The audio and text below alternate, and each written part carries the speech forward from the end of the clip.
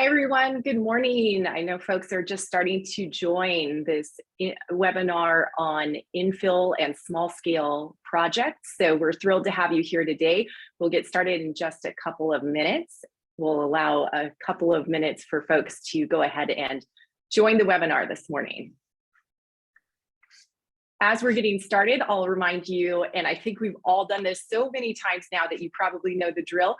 You can see us, but we can't see you. So if you're still in your pajamas, we are none the wiser. So go ahead and grab a cup of coffee and get ready for this exciting discussion this morning on small projects, big impact.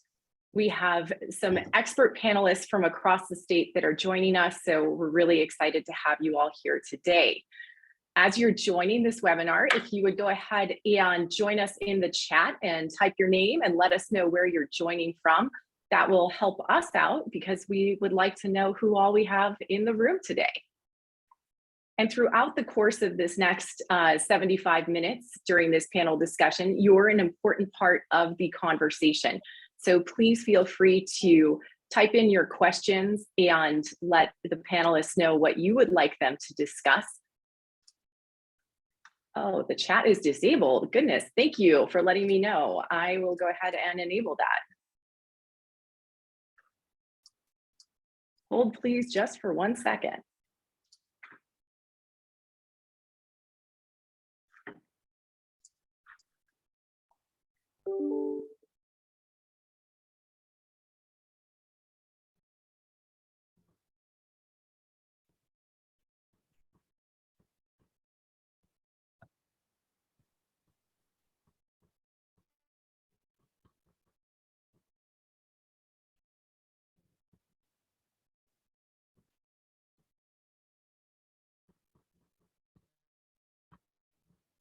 Well, for now, we at least have the Q&A. So if you go ahead and type your questions that you might have during the webinar into the Q&A, we will at least be able to answer your questions there.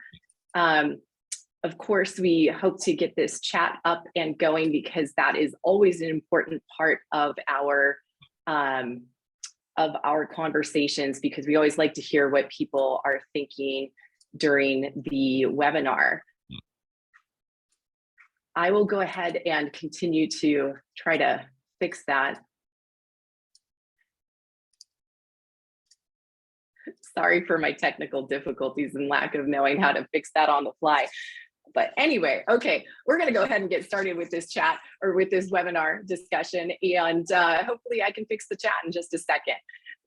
Good morning, everyone. My name is Serena Unrein. I'm with the Arizona Partnership for Healthy Communities. Together with the Arizona Housing Coalition, we are very excited to discuss this important topic on infill and small scale development today.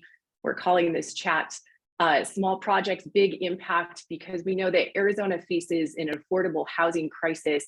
And we know that large-scale developments are one way to help solve this affordable housing crisis, but we also think that small-scale and infill projects can be an important part of the solution. And we have 3 expert panelists from across Arizona joining us today, and they are going to share their ideas. They're going to talk about some of the barriers to these infill and small-scale projects. And we're also going to get to the most important part this morning, which is talking about the solutions for how we can work together and really advance some of these projects. So I'm going to go ahead and introduce these excellent panelists. We are going to start in southwestern Arizona. We have Gary Black joining us from Comite de Bien Estar, and we're excited to have Gary joining us. We also, from Phoenix, have Lysistrata or Lyssa Hall with Cloud Hall Creative Solutions. And we, I think, have lost our third panelist for the moment. She was having some internet difficulties, but we're all used to that after spending a couple of years on Zoom, aren't we? So I'm sure we'll have her back here in a moment. But we also have Sharayah Jimenez from Cuadro Design in Tucson. So we have a few different localities in Arizona represented, so we'll have good geographic perspectives joining us on the panel this morning. So hopefully Shay will be back with us in just one moment. I'm going to go ahead and turn it over to Gary and Lyssa to start with some introductions of who they are and what their background is. And while they're introducing themselves, I'll ask them to go ahead and answer this first question, which is, what is the role that these smaller scale projects or infill development can play in helping to solve Arizona's affordable housing crisis? And Gary, I'll go ahead and start with you. Okay, thanks, Serena. Yeah, I'm Gary Black. I've been with the Comite de Estar in San Luis, Arizona for about 25 years. A member of the Yuma County Planning and Zoning Commission for about 15 years. And in affordable housing since at least 1999. I think that's pretty correct. And the affordable housing is what we do. And we're a border community for those that don't know that. We're right on the border. I can see the border wall right from my office. So we're right here. And, you know, housing is a major issue here with affordability. And we work daily on different projects in Yuma County and mostly just in San Luis. But we have a lot of barriers. We have a lot of support. We are a NeighborWorks America organization. We're a chartered member of NeighborWorks. So we're able to create funding sources that a lot of for-profit developers maybe couldn't get into.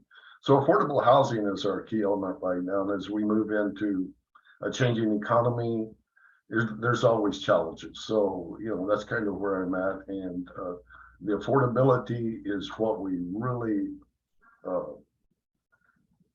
fame ourselves for, trying to reach those lower income families that wouldn't have a place to actually call home if it wasn't for some of the work that we've done.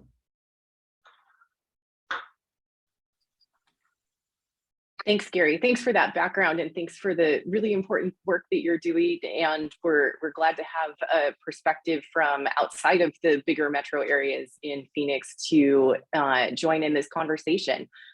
Lyssa, do you want to talk a little bit about your work and how you see smaller scale projects helping to solve the affordable housing crisis? Sure.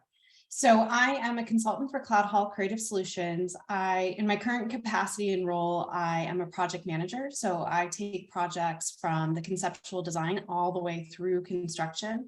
And a good chunk of what I do in my role is get projects through the permitting process and get them lined up so a contractor can actually construct them. And prior to starting my own business, I worked for the city of Phoenix for about 10 years in 4 different departments in a variety of different roles and capacities. And it was really there that I fell in love with small projects and the amazing impact that they can have on our communities. And really kind of understanding and seeing, you know, these small projects and the way that they can move forward so many of our goals and our plans that, you know, as a planner, I've put together over my career.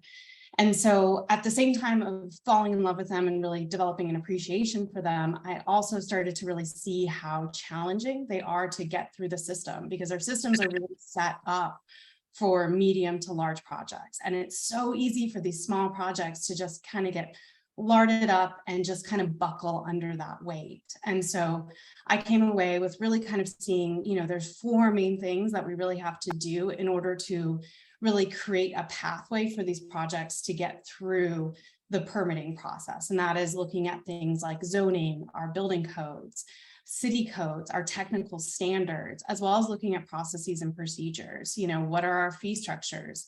You know, what do we require of these smaller projects, both, you know, externally as well as internally as a staff person. It was hard to move through small projects. And it was like, you know, we were lucky if we were able to get it through the process without all of our budget being taken up by compliance or, you know, kind of permitting, kind of those types of things. And I think, you know, to the question that you asked, Serena, you know, imagine if magically we could just wave a wand and suddenly we could double all of our housing units or all of our, living units within Central Phoenix, Tempe, Scottsdale, and not change the character of the form of our neighborhoods. And that's essentially what ADUs do, or accessory dwelling units, or granny flats, or casitas, however you want to call them.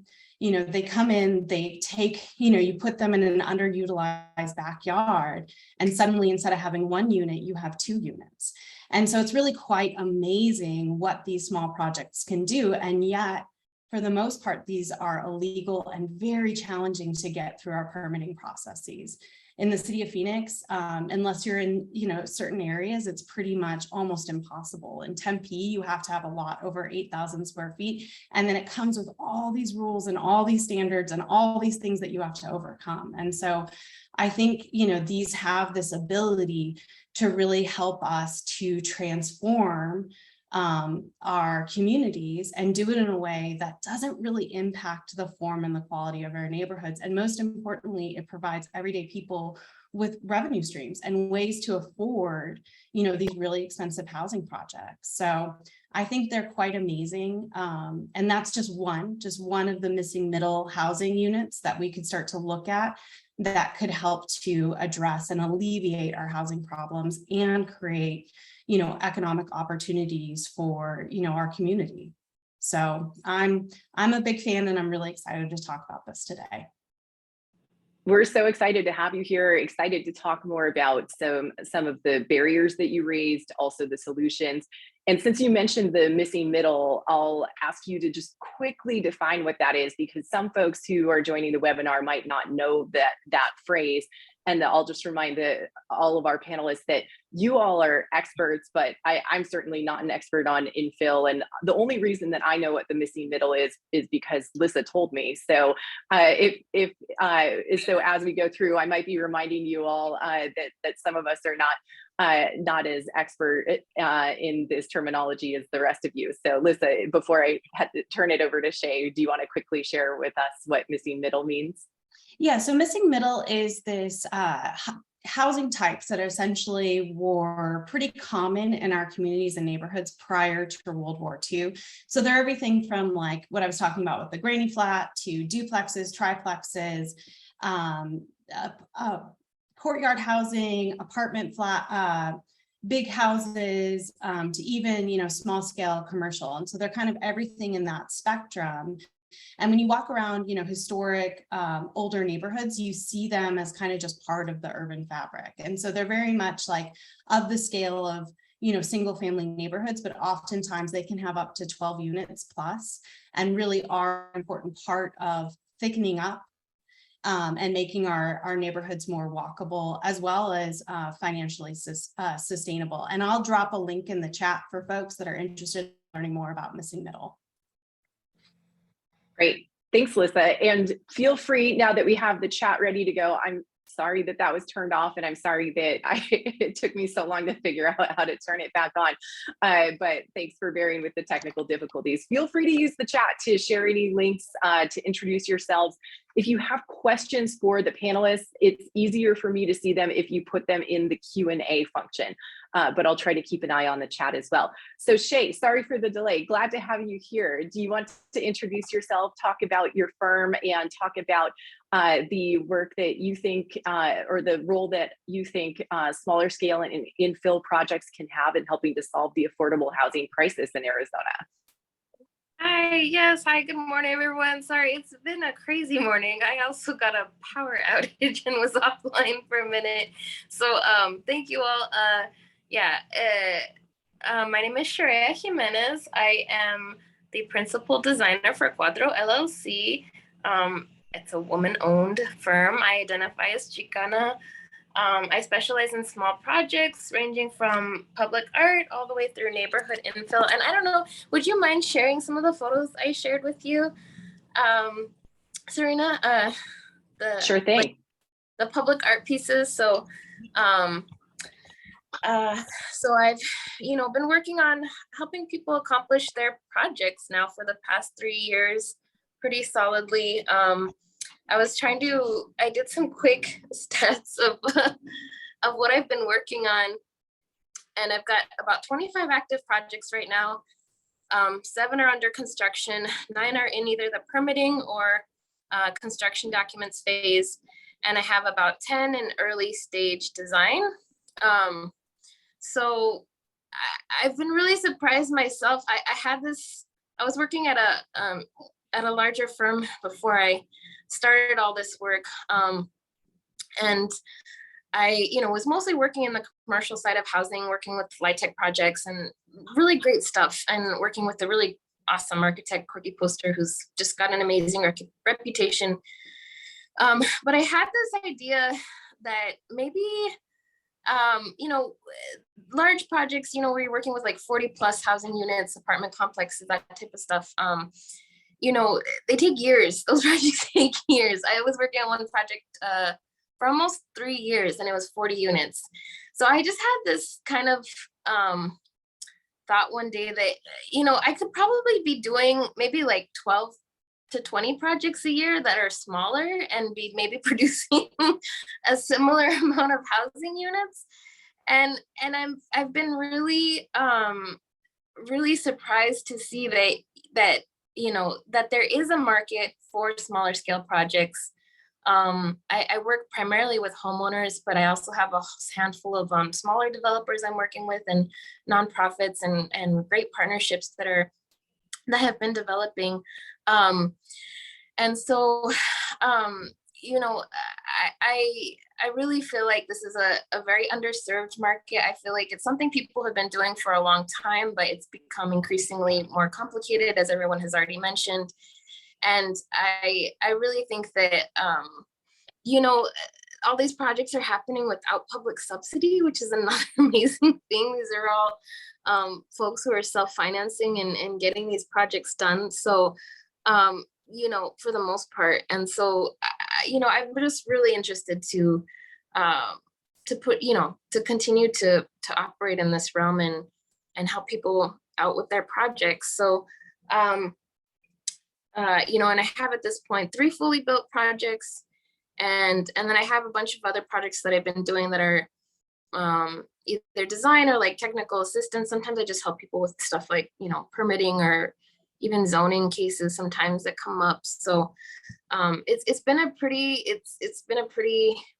cool experience, and I'm would want to get into the details more. So yeah, I'll pass it on now. Thanks, Shay. And I just wanted to mention, I typed this in the chat as well, but Shay produced all of those drawings, and they're copywritten to Cuadro LLC. So if you were inspired by some of those drawings and images, and I'm sure you were, just wanted to make sure that you knew that those were hers, and we can share them again if there's if there was one that folks want me to pull back up again. So thanks for sharing those images, Shay. So I know we started to talk a little bit about some of the barriers that have come up with these projects. And I think that we should just go ahead and have that conversation right now about what some of the existing barriers are to infill development, to smaller scale projects. I know Lyssa had started to talk a little bit about some of those barriers. So Lyssa, maybe I'll start with you so we can dig into that. And then also, if you have ideas about some of the solutions that you've seen, whether it's here in Arizona or elsewhere, I think let's talk about those too. Yeah, I would say zoning is definitely a big barrier, right out the gate. So much of our cities and towns are zoned only for single family development. And so essentially that really only allows one type of housing product on those properties, and going through the process of, asking for additional units is a big lift, and is very expensive too, because you have to basically develop pretty far along designs in order to be able to have that conversation with the community, have that conversation with elected officials.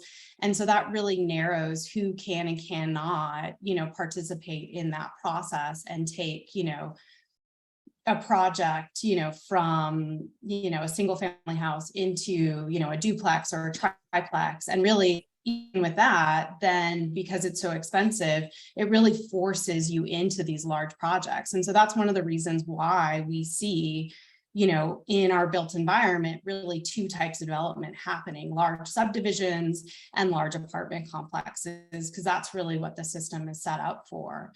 And I think, you know, zoning, just to say, is not the only challenge. It's really just what I would consider almost the icing on the cake. It really prevents a lot of things from happening. But even if you have the zoning, and we see this in places like Oregon and Minnesota, and even in California, you know, they've gotten rid of single family zoning. Well, it doesn't magically fix everything. It's not like suddenly, you know, there's this push to build all these accessory dwelling units and all these duplexes.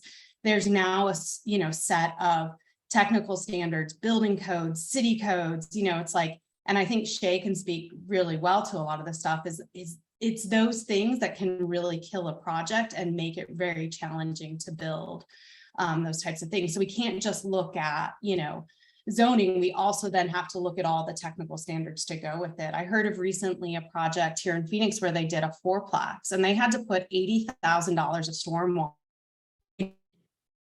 to get it built. And small developer, individual, you know, Lyssa, I think you're cutting a little bit. It might just be my computer, but I think you cut out a little bit there talking about $80,000 worth of, I think it was $80,000 worth of stormwater infrastructure. Thank you. Yeah. And so it's like things like that, that if we don't really look at the holistic picture of it, just because you have gotten allowed these pieces, if you don't also look at all of those standards, it's still either financially, you know, unfeasible to build these things, or it's just such a high price point that you have to sell at that you're not really being able to provide that affordable housing. Thanks, Lyssa. Gary, what have you seen in San Luis, and what are some of the barriers that you've encountered with your infill development? Well, because we are rural, we're very rural, and nothing like Phoenix for sure. Some of our barriers, they're relevant to everything the listeners has said are relevant here. For instance, I've got a small low-income housing tax credit project that had some vacant land on it. So I had plans to build a 12-unit single, because we need a lot of one bedrooms here. So my plan was put together. I did preliminary work on it, and I've been working on it for a year.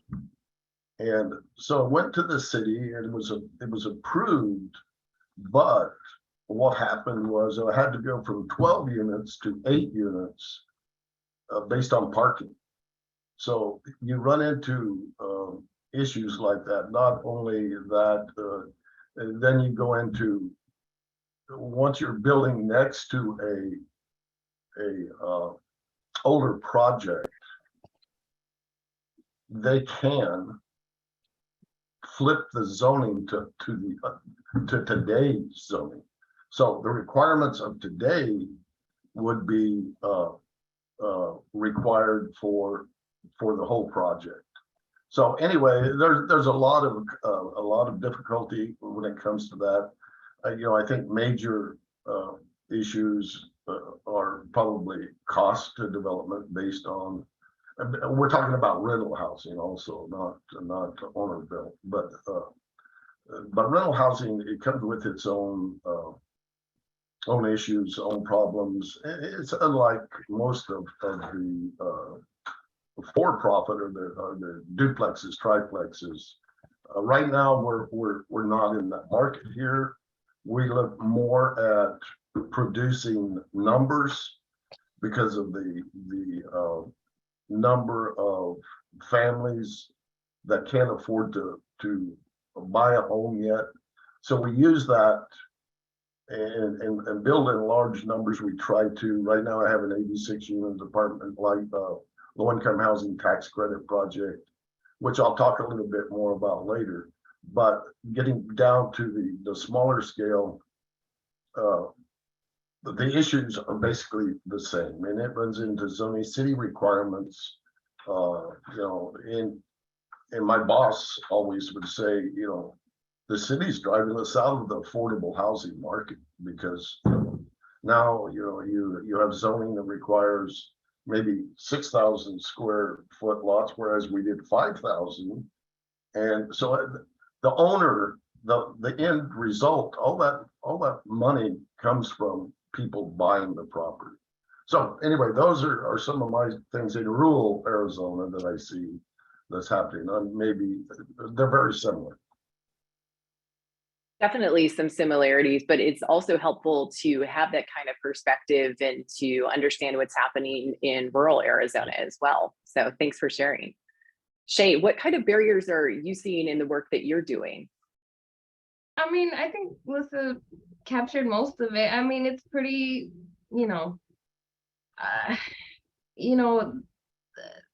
I feel like in Tucson, at least, there was a big shift that happened when we converted our zoning code to the UDC, the Uniform Development Code. Before that, things were much more simple, much more straightforward. And now when I look at the county zoning code, Pima County zoning code, it's much more similar to the way Tucson's used to be. And so I have some projects in the county, not just the city. I do some rural projects too. And those can get through the system and the process in about it's crazy how fast they are. Those are like 2 weeks to a month. They've got my plans approved.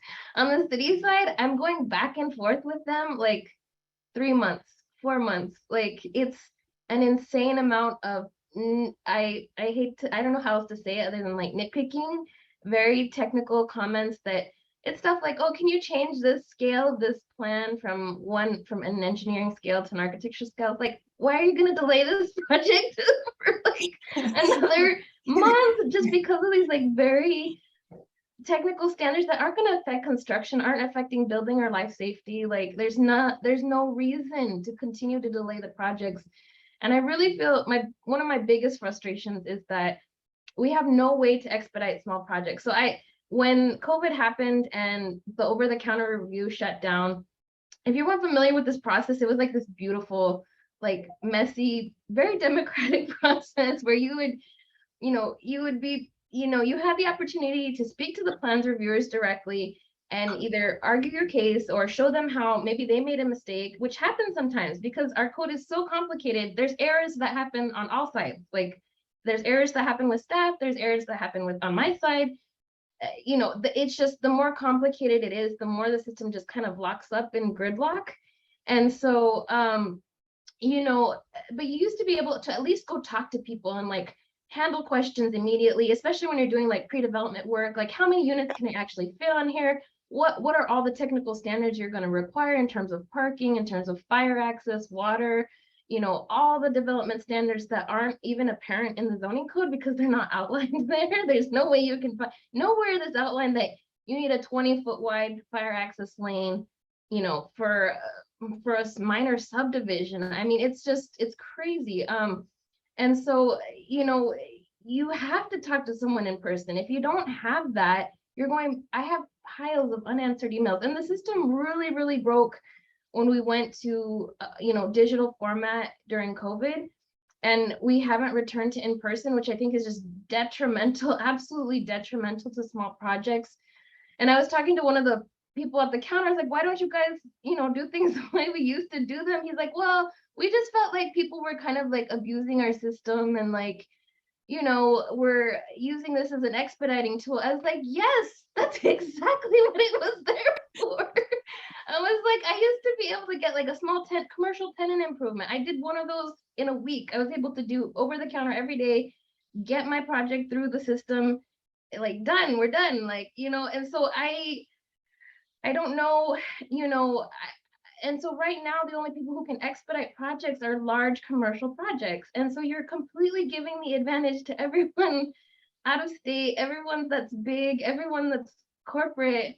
And meanwhile, like people who have maybe, are trying to do the project themselves, or even especially like Spanish speakers, right? Like there's so many people who need that extra care and attention who just aren't getting it at all right now. And you're paying thousands and thousands of dollars for a permit with no customer service.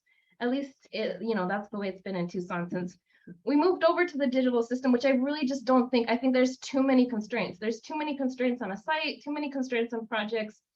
and you need questions answered immediately. And what's happening now is I'm having projects where I'm not finding out things till we're already in permitting, and I've spent a ton of time on these drawings, and now I have to revise, resubmit. We're looking at another month-long delay. So it's too late to find out, some of these issues when we're already submitting, construction documents and the permit set. So it's but that piece for me has been very, very frustrating. And I feel like I don't see how,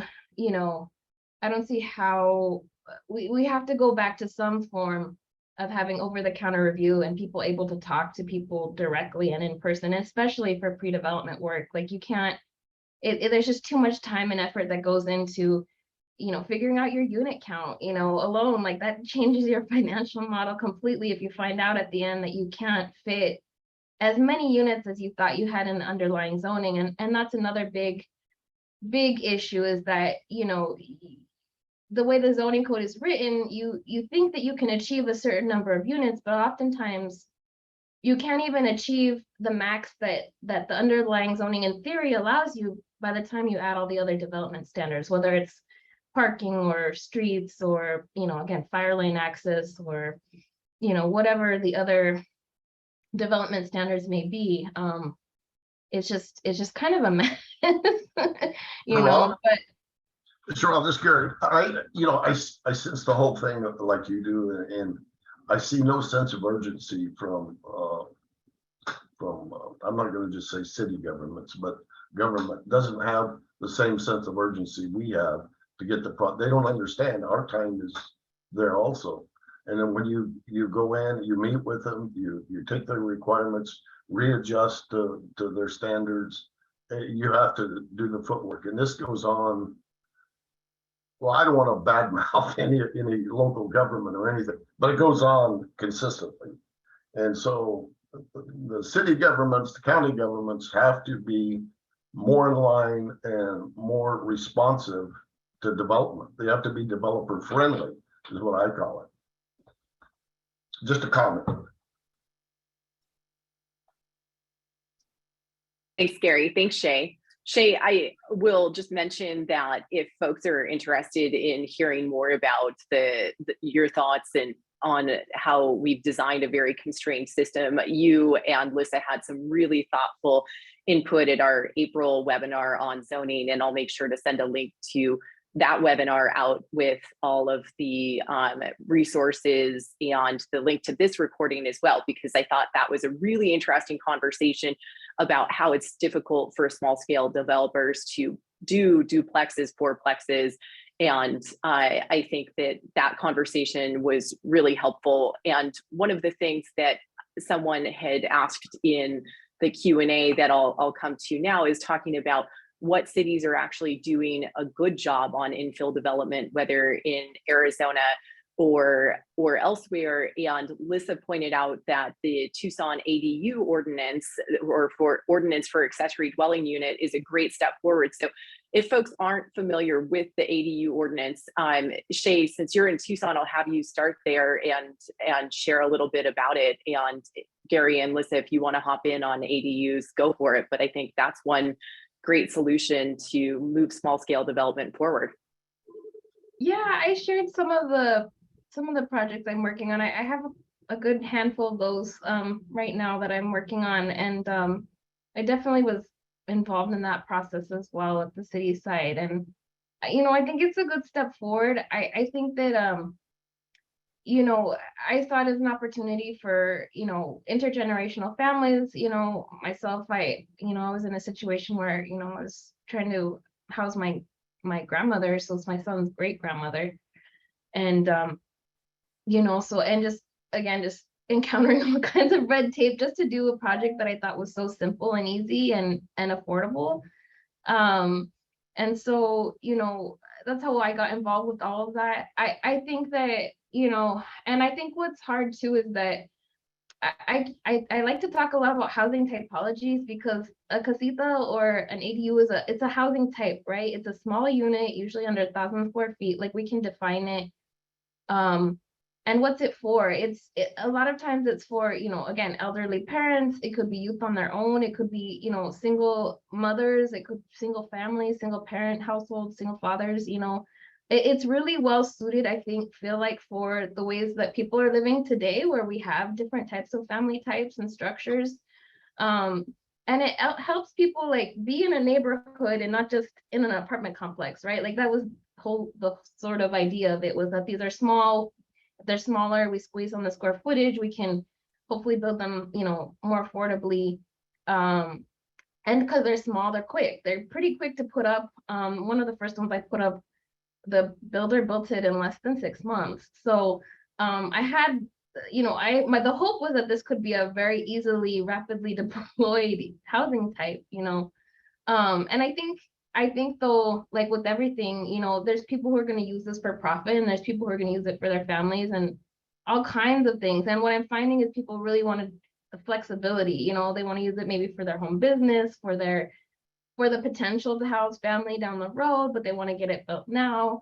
They might want to rent, they might want to do short-term rentals. I mean, that's a huge like topic right now. It's kind of hard to, a very polarizing topic, but I think that, just having that flexibility is really what they're about. And the unit type itself isn't good or evil. It just is what it is, just like a duplex is what it is, or a townhome is what it is, or a fourplex is what it is. People are going to use these, and so if you want to deal with policy related to how you restrict or define the use, well, that's a separate issue versus just like saying we don't want these, because these always mean that people are going to always use these for profit and always use these as short term. Well, that's just not true.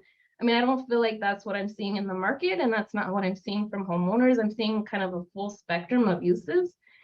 And so, I think, and that's too, to me, where I think people have the wrong idea, about use and zoning. I think that flexibility is always the best. Like we just have to be flexible, because once you start to, again, just constrict things too much, you suddenly maybe miss the opportunity for housing somebody who a demographic or a group you weren't even thinking about, And so I just really feel like housing has to be like as broad and as flexible as it can possibly be. And that unit, this type of unit in particular, really has that potential. And for the most part, can you share the Dunbar's the Casita Kismet, that picture?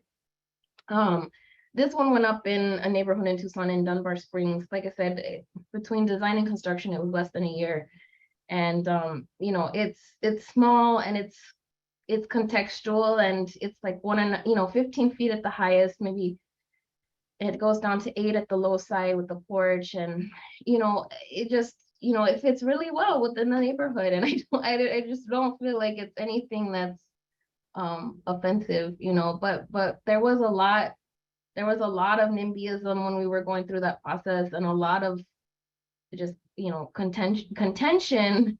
And I'm like, well, this is just a small housing type. I don't understand why it's and it's been around for forever, and there's nothing really, I don't know, that's scary about it. So and we're limited in Tucson, with what we, in Arizona, what we can do with controlling rents and all that, but that's why I started to partner also with the Pima County Community Land Trust. I think some of them are on the call right now, and I wanted to give a shout out to them because they've been awesome partners.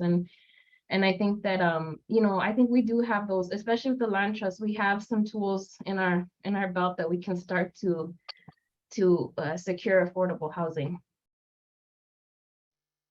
Thanks, Shay. And we can definitely include some info on the Tucson ADU ordinance and the work that you've been doing along with the Pima County Community Land Trust in the follow-up email for folks. Lyssa or Gary, I don't know if you had any thoughts on NIMBYism or ADUs or any of the things that just came up there. Yeah, I wanted to give a shout out to the city of Phoenix and their work that they did on the adaptive reuse program. I think that's a good model of really looking at like, who is that person that can help you through that process. So having essentially project manager to help you navigate through the city system. And then looking at all those technical barriers that really prevent our existing building stock from being reused. And Megan in the chat had a good point about that complexity and how that really increases our prices. And I think that's an important piece that we don't think about when we think about affordability. I have a project right now, I won't name the city, I won't name the project, but we're having to, we have to put in 950 feet of new water line for serving property that isn't even ours. So we're not even going to be drawing off that water line. And yet the city, as part of our stipulations for approval, said you have to put in 950 linear feet of water line. And when I went to my engineer and I got a cost for that, that's going to cost us over $600,000. Now, granted, this is a big project, but still that is an exorbitant amount of cost that has to be absorbed by this project. And because housing is, individuals have to make a profit off of it, right? Or even if they don't have to make a profit off of it, that cost has to get passed on. Someone has to pay for it. And the people that end up paying for it are homeowners. And so I think we really have to look at these things of complexity and these requirements that cities are putting onto developers to get these projects through. Because it's really, when you add it all up on another project, they wanted to have us put in $500,000. No. It was $500,000 of design to redo an intersection that met all the ADA requirements. I mean, it's mind-boggling, and only because we're large projects and only because we've hired really good land use attorneys can we get out of these requirements, because these are things that kill small projects or just make our housing very expensive. And so I think that's an important part of this conversation of affordability. And solutions like things like the adaptive reuse program, I think, are great ways that we can reduce that complexity and just help folks kind of move through the process. And Shay brought up in our practice session, the threshold, and a lot of that's set by the building code, over 3 units, a triplex is considered a commercial development. So all of a sudden you're now subjected to those fees, you're subjected to those standards, and it's just three lots or 3 buildings on a lot. And so that's a big cost. And so we have to look at things like that, as well as like, what are those thresholds and why are they so low, and how does that impact housing affordability, even for just, for middle-class professionals? Yeah, it really, I built not a lot, quite a few townhouse projects. I've got one in particular that was an infill project, and it was 12 units of, I believe they were 2-bedroom units. It was, and I made it a gated community. So I added little features like that, and when somebody comes into town, I take them to show that, because it shows really a nice project. This was a for sale project, it wasn't a rental project, but what a good little project that ended up being. And I used this project as a model because I was thinking about doing a larger scale project like this, and you'll move into 3 bedrooms maybe, or 1 bed, whatever the demand was.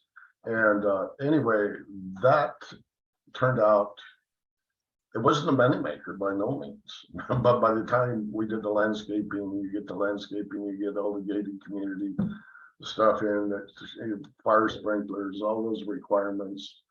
It ended up a great place for people to live.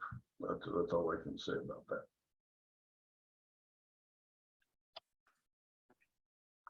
Thanks, Gary. So I am seeing some great questions coming in over Q&A, and I wanted to go ahead and get to some of those. I'll also point out that if you are engaging in the chat, and I'm so thrilled that so many of you are, you have 2 options. You can send your comments just to the panelists, or you can send them to everyone. So we're seeing a few comments come in that are just coming to panelists that I think are intended for a broader conversation in the chat. So just be mindful of that when you are sending your comments. We love seeing them, but you all have some really thoughtful input, so everyone might want to hear what you have to say. So thanks for making sure to share those thoughts. We had a question come in from Tyler Denham about how he's heard about the impact of zoning, but hardly anything about building codes and technical standards and what some of the big issues are there. I think that Lyssa for sure had some great thinking on how it's not just about zoning. So I thought that this might be an interesting topic to get into about building codes and technical standards. So I'll start with you, Lyssa. Yeah, so I think stormwater is a big one, right? I talked about that project here in Phoenix that was a 4-plex that required, I forget the number now, like $80,000 in stormwater. Other ones are, if you have to put in, a sprinkler system and you don't have the water pressure, per the fire code, you're potentially going to have to trench back and bring in a larger water line. And that's a substantial cost that can make or break a project. And a lot of that comes into, like we were talking about those thresholds, where in the building code does it cut off between, commercial building types and residential building types. And that's why, smaller building types are easier to build is because they have less requirements for them and less expenses associated with it. So, they're tricky ones, if you have to, I think the fire lane one that Shay talked about, like 20 feet of clear space to allow a fire truck onto your property with a substantial turn radius.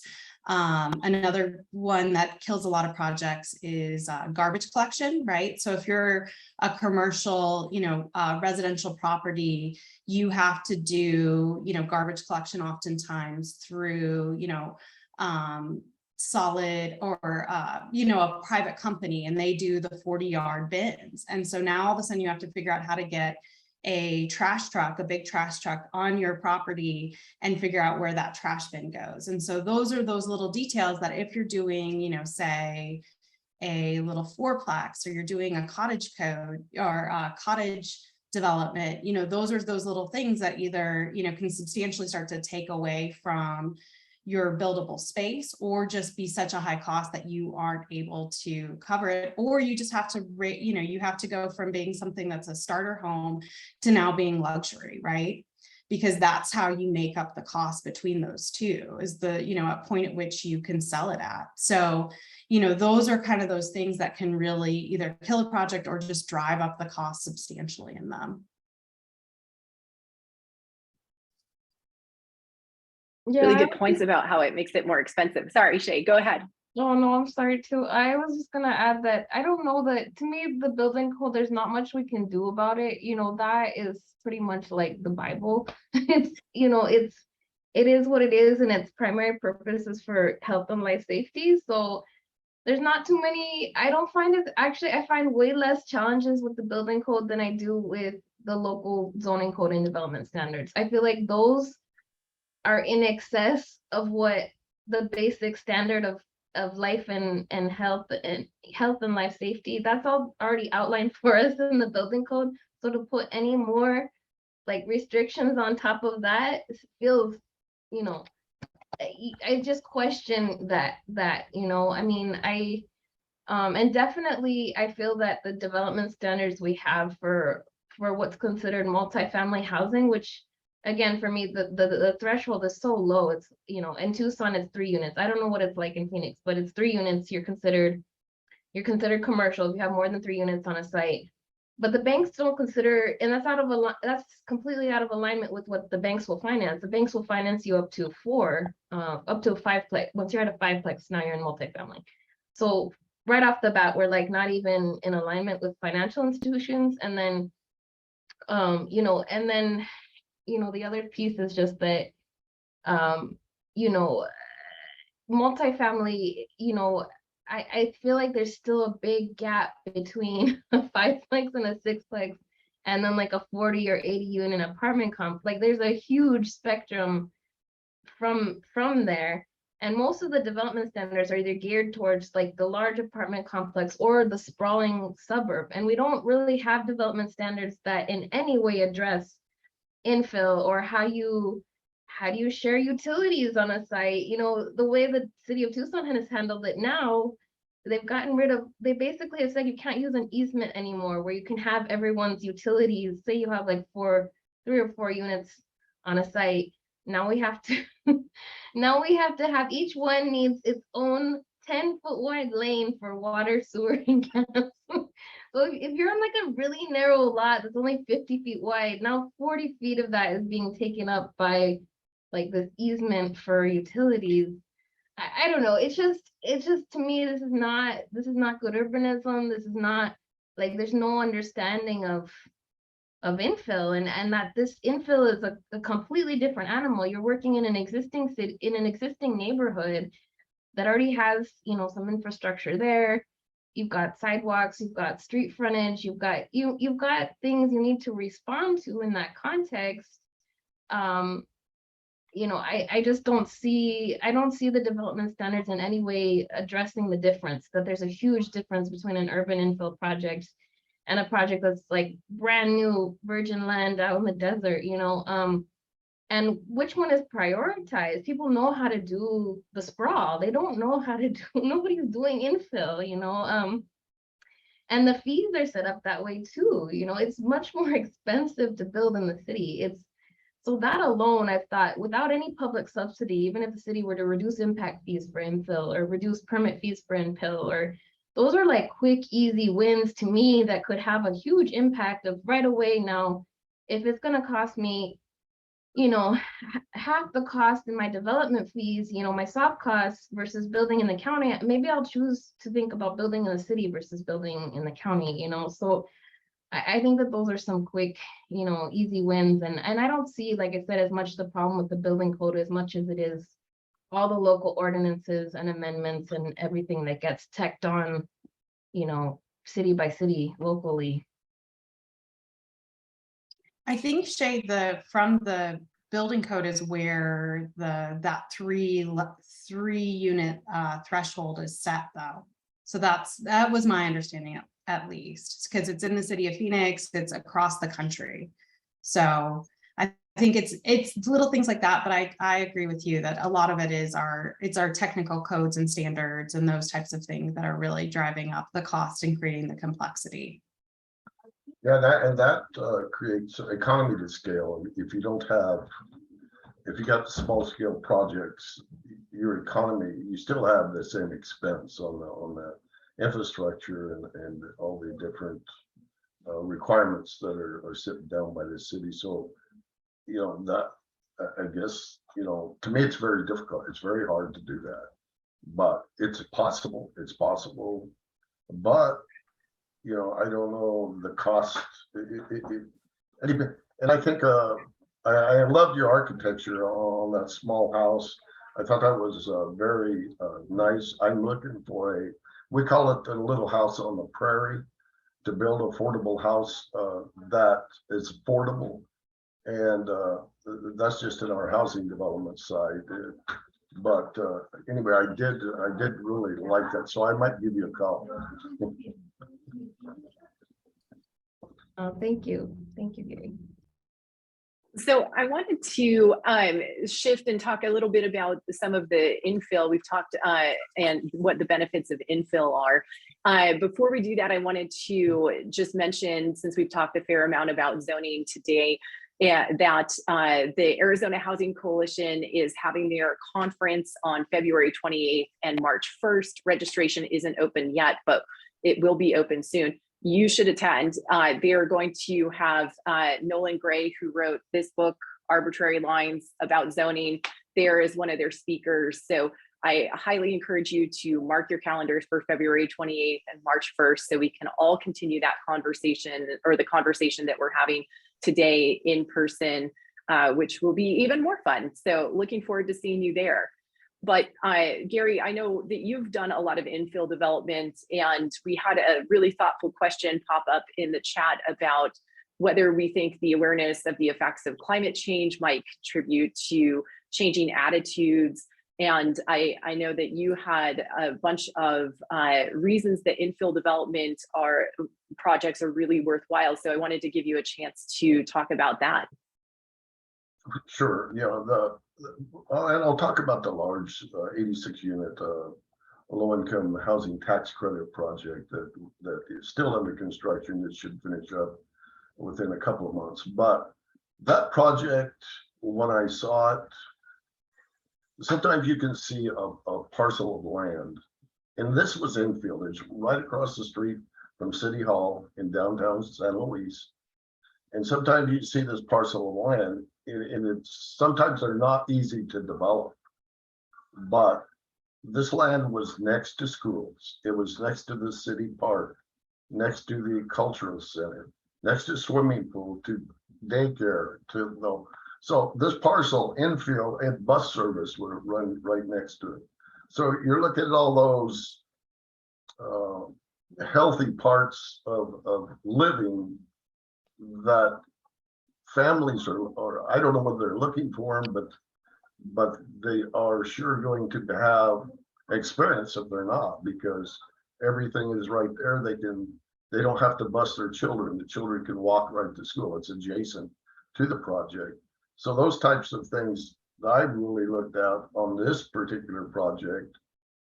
It also, it meets certain requirements that you have to have for the Arizona Department of Housing when you're doing a LIHTC project.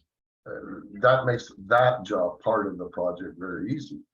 But the constraints are when you have a bigger project like that, and the city thinks, oh, we got dollars here. This is a $20 million project, so we can get the developer to actually rebuild the street, which happened, and up to their standards, which wasn't required by the traffic study, but it's what they wanted. So that control created a $300,000 change order that we couldn't get around, and it was just delaying the project more and more. And this project was started, I've been working on this project this will be going on over 2 years. This was a 2020 allocation of tax credits. So it came at a very difficult time. And that's why I had dark hair when I started, and now you can see what happened to me. But the project from 2020 to now, it started off as a 100-unit apartment complex, went to 86. So we had to do a major change, a 14% change. And I can give you an example of why. It is cost in building materials. My rough carpentry went from $1.4 million to $3.3 million. So it was very easy to understand that. But then the design was accepted and approved by the city. The building permits were, and then we went back in and they changed the whole plan. They didn't like the offsite work that was attributed to that project. Anyway, there was a lot of difficulties there, and but thank God to good teams of people. When you have good architects, general contractors, and engineers, you work through that those processes and you deal with it.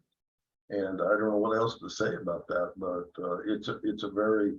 I told one of my guys, if it was easy, everybody'd do it. So that's about the only thing I could say. Yeah, the thing that I've learned from all of you is that being a developer, especially for infill and small scale development, is not for the faint of heart. So I really admire all of you and your willingness to tackle the housing crisis in Arizona. So I know we have a lot of questions coming in, so thank you all for your thoughts and for sharing your questions this morning. I wanted to move on and ask all of our panelists to share what they think some of the solutions could be. So if you could each wave a magic wand and pick one thing to change, whether it's a policy or attitude or something else, I will let you all just decide how, if you could change the world, what you would do to encourage more small scale and infill development. Shay, I'll start with you. Oh, I don't know. Do I have to choose just one? I don't know. Lately, I've been thinking, in in addition to the fees that I already mentioned, like I'm like, that should be an easy one. We could get rid of maybe impact fees in the city. But another one might be, you know, I think we need to move away from the Euclidean zoning code to a form-based code. I really feel like we need to define the housing types and recognize that any housing type, any apartment complex, anything can be converted to, can be flipped. Anything can be flipped. Single housing, family housing is flipped all the time for profit. Any housing type is flipped all the time for profit. Like it doesn't, there's not one housing type, again, like I said, that's more evil than another. They just are what they are. And people find ways to hack those systems and flip whatever, even apartment, like I said, apartment complexes get flipped for profit.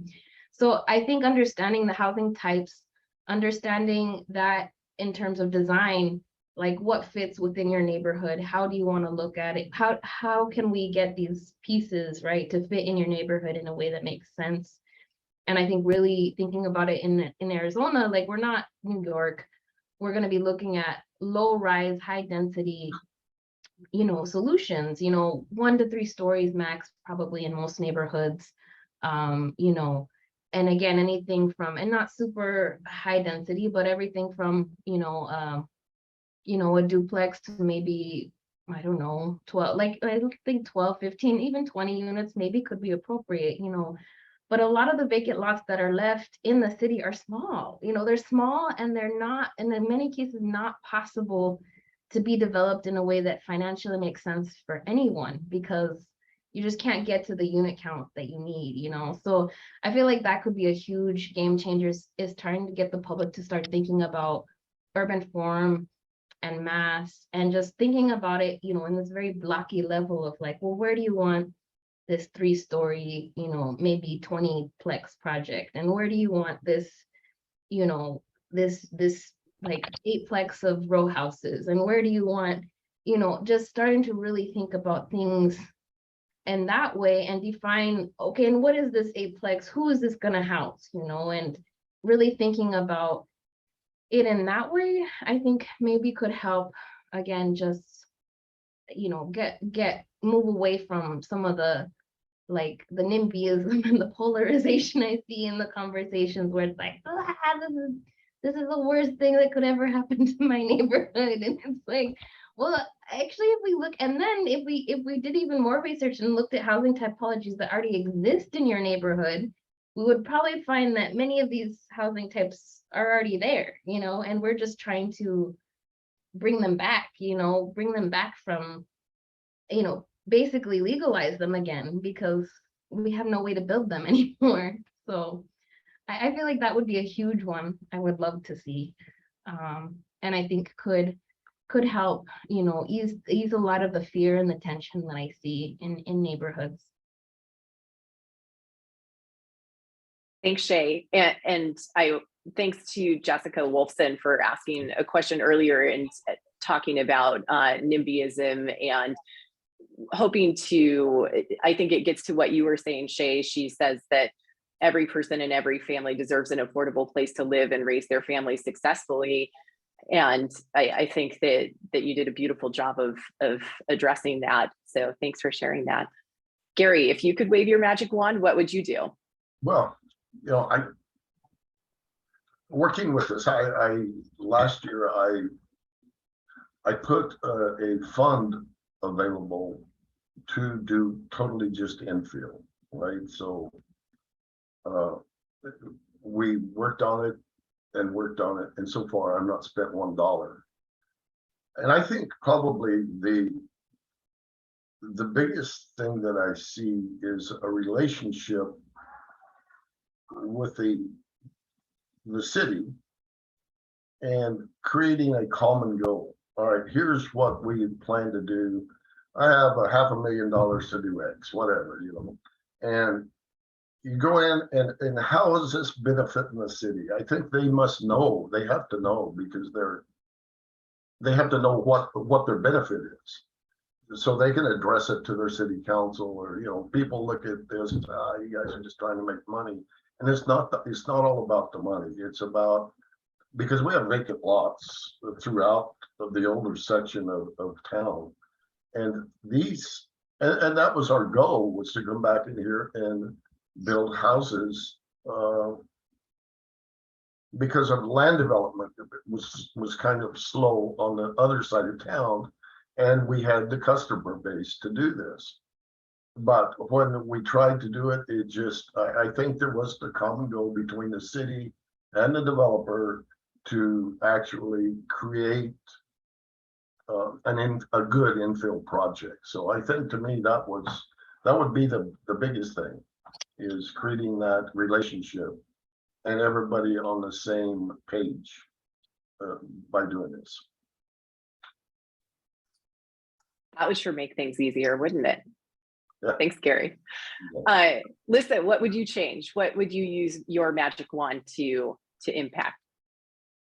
Yeah, I'm really intrigued by this idea that's happening in Arkansas and Texas. It's called pattern zones, and this idea of pre-approved building plans, and just kind of using that as an opportunity on a neighborhood by neighborhood basis to really kind of look at the character and the quality of the development, have conversations about form and the type of development that they want to see. Because I think when you're talking about these ideas in abstract, it's really hard to have these conversations. But when you actually have plans that could be built in the neighborhood, I think it's easier to have more productive conversations around those and the type of development that could have. And it kind of reduces, I think, some of that fear and that scariness of it. And I think the other part of it is it's not just about creating pre-approved plans, but it's about, going through the process of actually building some of these and really kind of understanding what are these barriers that are really making it either too expensive to build or just are making it so complicated that the brain damage isn't worth the process to go into it. Because I think that's what I've seen is a lot of these small developers, and I want to be one, like that's my dream, right? It's like, I want to build housing. But when my husband and I look at it and we go through a pro forma and we talk about it, it's just too scary. It's too risky. And so you really have to be kind of crazy to do it. I mean, I see the people out there that either have a lot of money or, they're just a little, their sense of risk is very different from mine. And so if we could have these pre-development or these pre-approved plans or these pattern zones, right? Like, maybe individuals like myself could get into the game and be a part of creating that solution. I mean, I look back at the way that we built, a lot of places that we really love and we care about and, are highly coveted today. And a lot of them were built with Sears Roebuck's,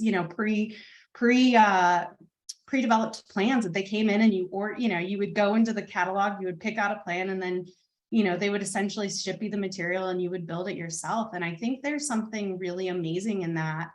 And this ability for people to respond at the block level of creating solutions to this problem. And I think that's why, the work Shay's doing in Tucson is really incredible. And a lot of the work that folks are doing here in Phoenix is really incredible because they're creating these solutions at the block level. And so if we can create a process at the city level that just, it's not even like subsidizing it. It's not even like, making it easy. It's just making a possible pathway through the system that it doesn't have to be such a fight and so difficult. And you are stuck with these really hard trade-offs. And that's, if I could do anything, I would love to work on a pattern zone project here in Phoenix, Tucson, wherever, because I think there's a lot of potential for creating that process in that way for a lot more people to get in the game and be a part of not only participating in their community, but participate and benefiting from the building of their community.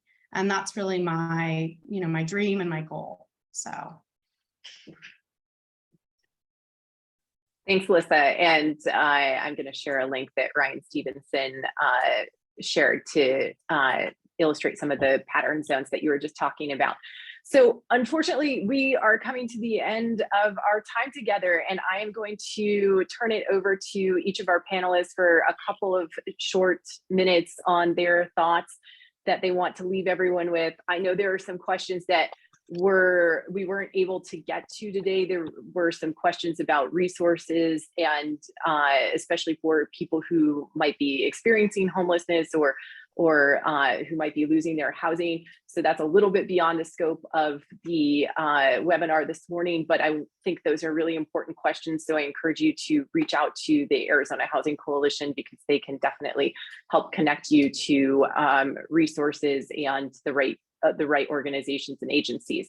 I also just wanted to give a shout out to everyone who was really active in this chat with sharing resources. You can find the chat in the link to the webinar recording when I send that out either later today or tomorrow.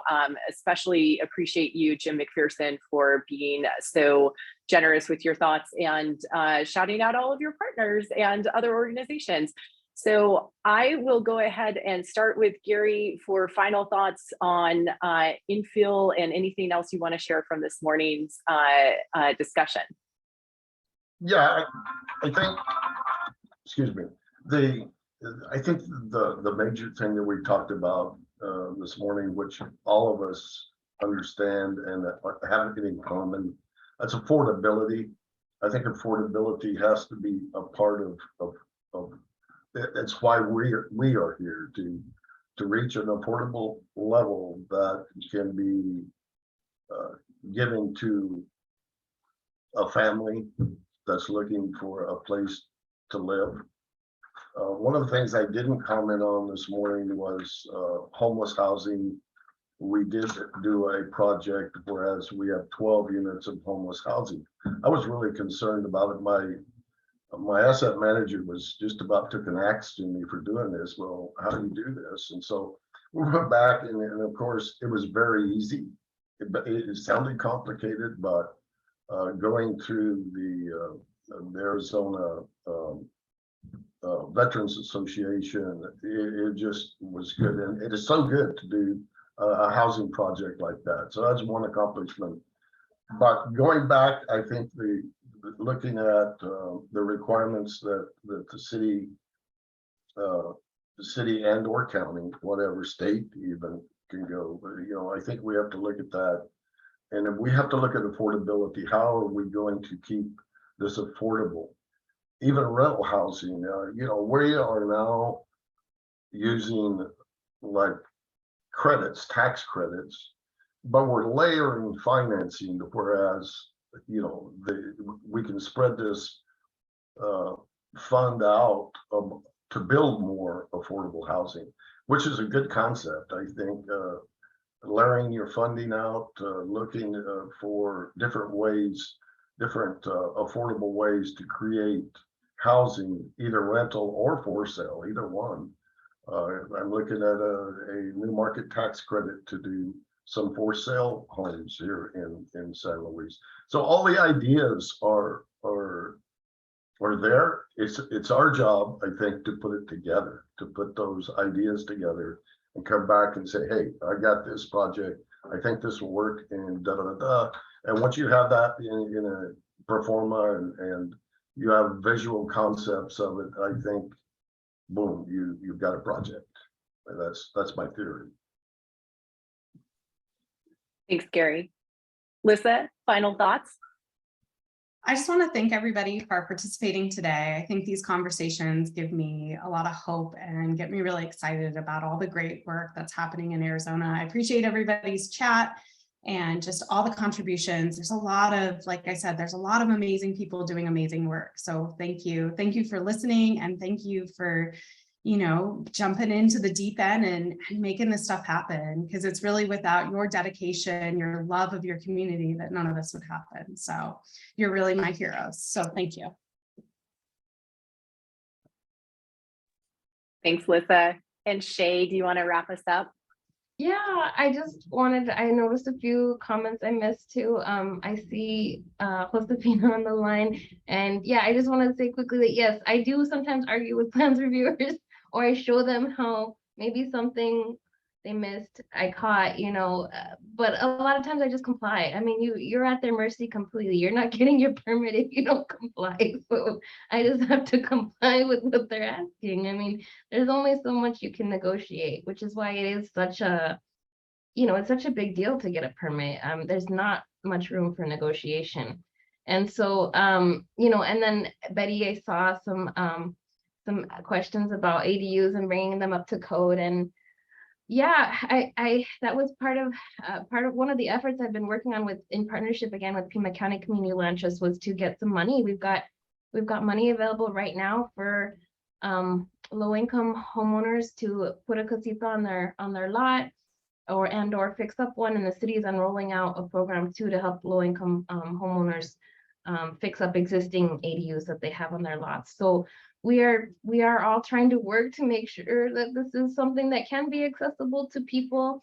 But what I mostly see is that it is, when we talk about missing middle housing, it's really interesting to me that it is also about reaching the middle income earners also. It really is, it's not super low, it's usually not going to be super low end housing that requires a subsidy, and it's not going to be super high end housing that, you know, you're doing luxury. It really, to me, is about reaching the middle, reaching the working, you know, the working families and people who have, you know, enough and maybe can and typically qualify for traditional financing, but they have something to contribute. I mean, I work a lot with these clients. I'd say the majority of my clients are middle income or middle to high, you know, and I work with some of the lower too, but most of it's kind of pretty solidly middle. And a lot of them want to help. They want to help their families out. They have something to contribute. And so, and that's where I get really excited about helping those families figure it out and go through this process, you know. And I am working through, again, with Pima County Community Land Trust. We will have some model plans available for the ADUs, and then I can bring my pricing down, you know, as a dress person and designer.